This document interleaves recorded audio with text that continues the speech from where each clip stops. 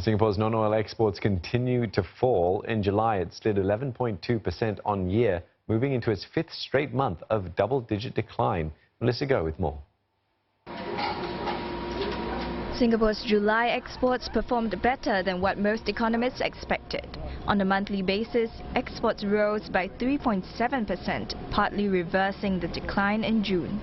But make no mistake, they're still falling quite sharply. They remain well below trend, and looking at the details, it's still not very encouraging.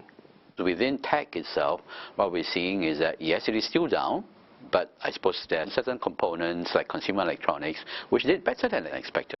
Electronic exports decreased by 24.2% in July, easing from June.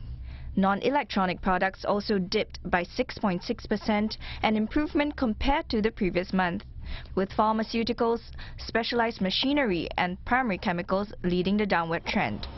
Non-oil exports to most of Singapore's top markets fell, especially to Japan, Malaysia and Hong Kong. The only bright spot was exports to the US.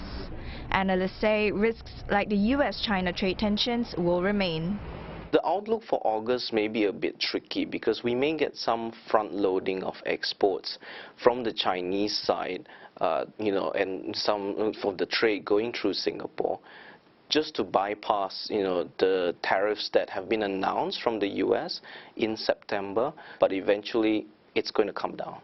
I think for August, we're still looking at double-digit decline itself, which then would brings the period of continuous double-digit decline for this year to the longest since the 2008-2009 recession itself. So this is how severe in terms of the fall in our exports of manufactured goods.